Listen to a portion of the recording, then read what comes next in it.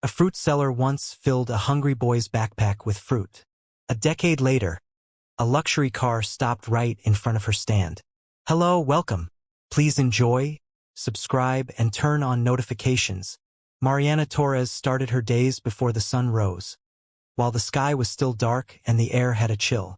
Each morning, she loaded up her old truck with fruits from her small orchard behind the house. Bananas, oranges, mangoes, whatever the land gave her. She gathered them carefully, keeping the quality high so that people passing by might be tempted to stop and buy. Her hands, rough from years of work, bore proof of her dedication, and her arms were used to the weight of the boxes she lifted on her own, all with the hope that her efforts would pay off. Setting up her stall had become second nature. Unfurling the tarp, arranging the fruits in neat piles, and ensuring the prices were visible. That roadside corner, her chosen sales spot for years, felt like part of her life now. She even knew when traffic would pick up. Drivers hurrying along, workers with faraway looks in their eyes, and occasionally a parent stopping to buy something fresh for home. Though sales were steady, they didn't bring her enough security.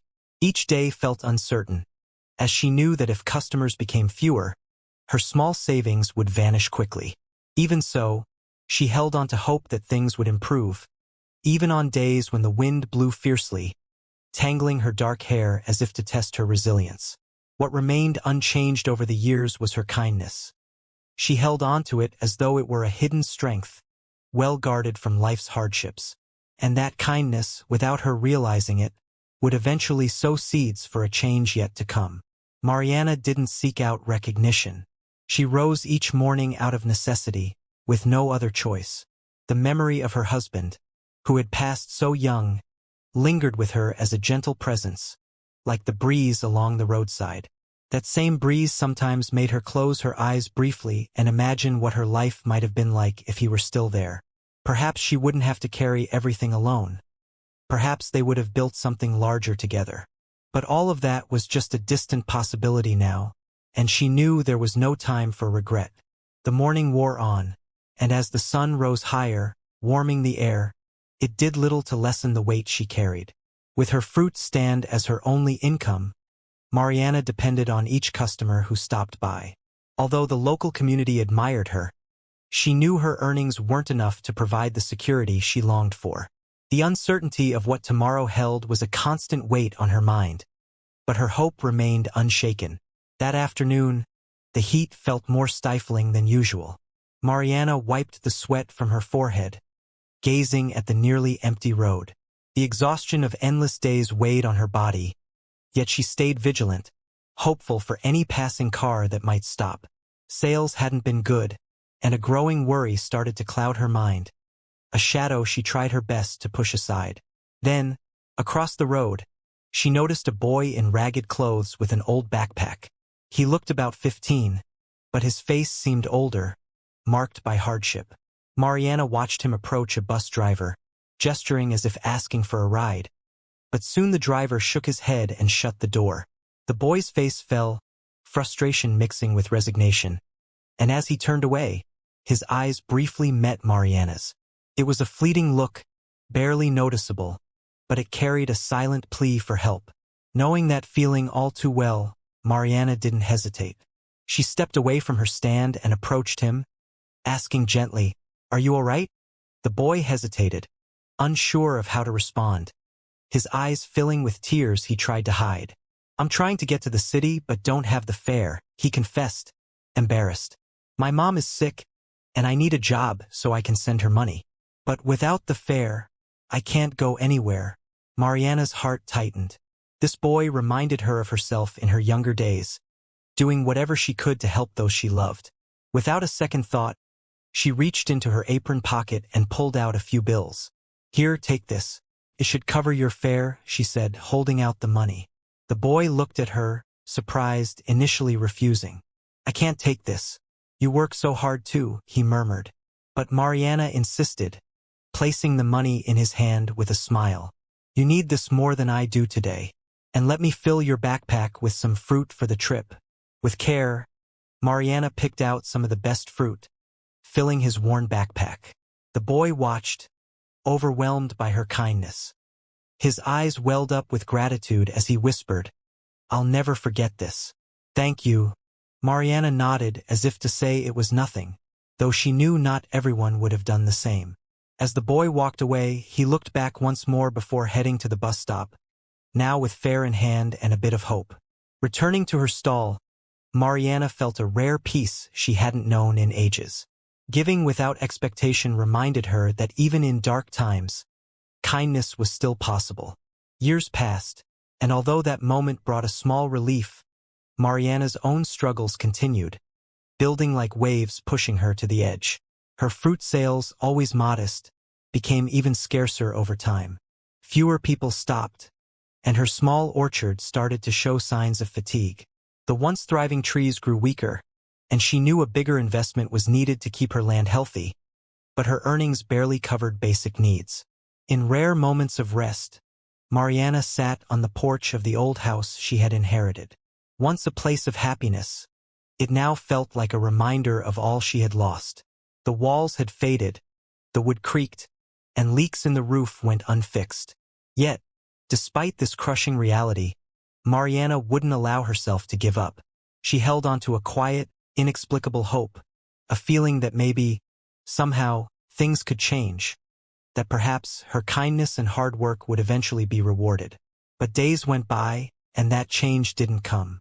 Every night as she lay down, she wondered if her life would always be this way, constantly hoping for a break that never arrived. Amid her troubles, she carried on.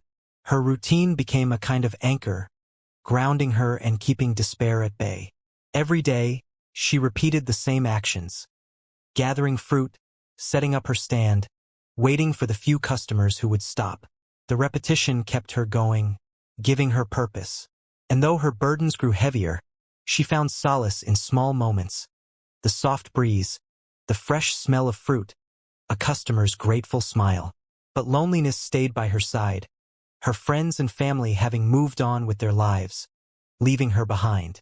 It felt like the world kept turning, while she remained stuck in a reality she couldn't escape. Bills continued to arrive, and the money she made from her fruit stand barely covered monthly expenses. Sometimes, she had to choose between buying food and paying for electricity or water.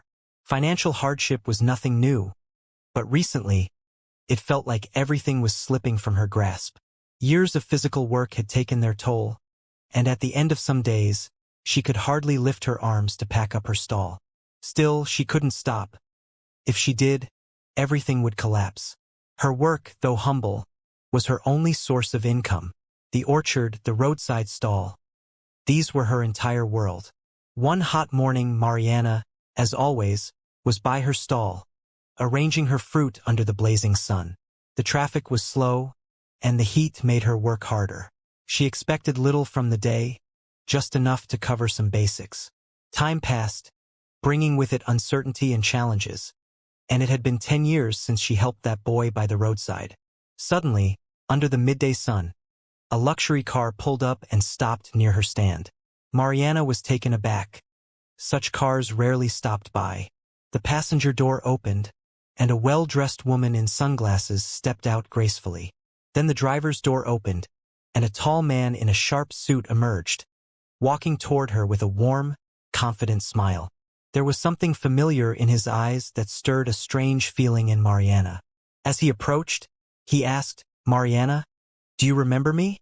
His voice was calm but filled with emotion. She looked at him, searching his face. The smile, the gaze, something in him stirred memories from years ago. Suddenly, she remembered that day, a decade earlier, when a desperate young boy had tried to board a bus without fare. Her eyes widened as the realization dawned. "Ricardo," she whispered, unsure if it could be true. "Yes, it's me," he replied, his smile widening. "That day you helped me. Do you remember? You gave me money and some fruit, and that changed everything," Ricardo said, his voice full of emotion. Mariana looked at him, her heart racing. The skinny boy she had helped so many years ago was now a strong, confident man. He stood tall, a picture of success, with a serene smile on his face. Beside him was an elegant woman, whom Mariana assumed was his wife.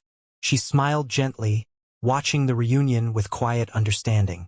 "I can hardly believe it," Mariana whispered. "It's been 10 years. How did you make it?" Ricardo smiled softly, his eyes filled with gratitude. "Because of you, Mariana. That day, you gave me more than just money and fruit. You gave me hope. I was lost, with no direction, but your kindness lit a spark in me. I was able to take the bus to the city." His voice dropped slightly, becoming more reflective. "I found work quickly, even if it wasn't much at first. But it was enough to send money home to my mother. I wanted to give her a better life, but she was already very ill. She passed away not long after," he said, his voice faltering slightly. "But I never forgot what you did for me. No matter what happened, I kept moving forward because I knew that's what she would have wanted. And now, I'm here because you were the first person to believe in me." Mariana felt a lump form in her throat as she processed his words. Tears welled up in her eyes, and she struggled to find the right words. She hadn't realized how much that small act of kindness had impacted him. Ricardo continued, his voice steady but filled with emotion. "I promised myself that I would never forget those who helped me when I was at my lowest. You were one of them. And now, I want to give back," he said, his gaze serious yet full of gratitude. Before Mariana could respond, Alicia, who had been quietly standing by his side, stepped forward with a warm smile. "Mariana, Ricardo told me your story the day we met, how you helped him when he had nothing. That's why we decided to do something for you," she explained gently. Mariana felt overwhelmed. She had no idea what they meant by doing something for her. She looked between Ricardo and Alicia, confusion and disbelief written on her face. Ricardo, sensing her uncertainty, took her hands in his and said, "We want to renovate your house, Mariana. We'll take care of everything, the expenses, the labor. It's the least we can do for someone who changed my life." Mariana was speechless. Her mind raced as she tried to absorb what they were offering. She had never expected anything in return for her kindness. And now these two people, strangers until recently, were offering to transform her home.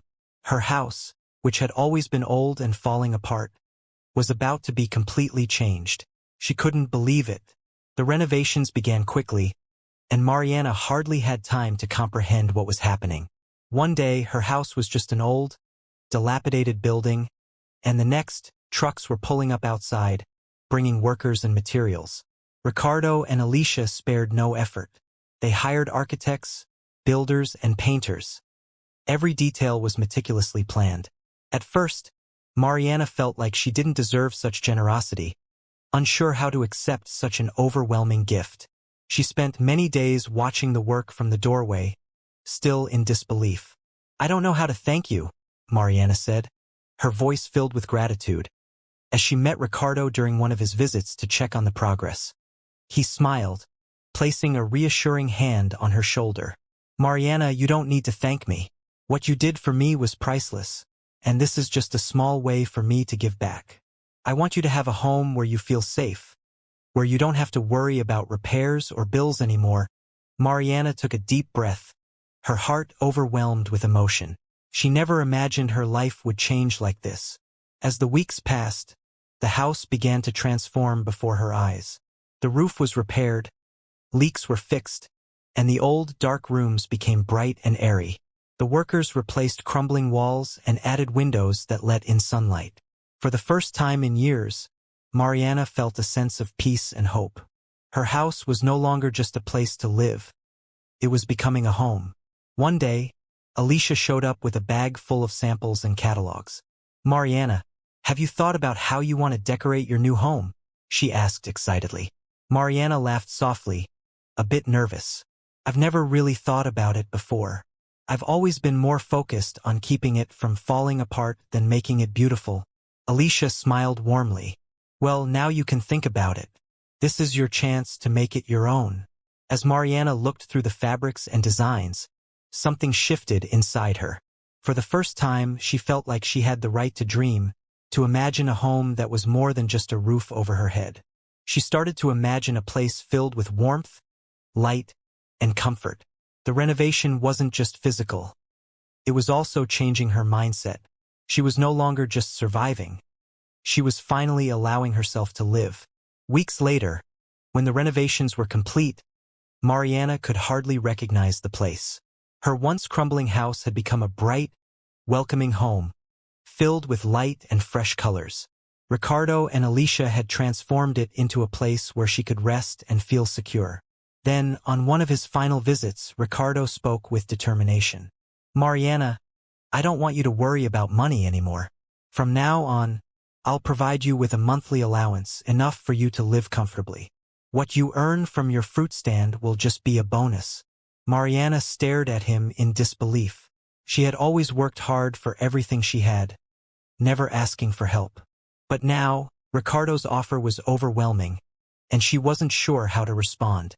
She knew, however, that he was sincere, and that this was his way of showing gratitude. He had become more than just a friend, he had become family. As time went on, Mariana got used to her new life. The constant worry about bills and survival was gone. She could focus on her stand, knowing that the rest of her needs were taken care of. And then, something unexpected happened. She started to save a little of what she earned. One day, she realized she could buy toys and small gifts for the children in her neighborhood, especially those from struggling families. On weekends, she would bring these gifts and organize little gatherings for the kids. She knew how much a small act of kindness could mean when you were struggling, and she wanted to be that light for others. Just as Ricardo had done for her, Mariana began to change lives, one small gift at a time. The cycle of kindness continued, and Mariana realized that no matter how small an act, it had the power to transform lives, just as hers had been transformed.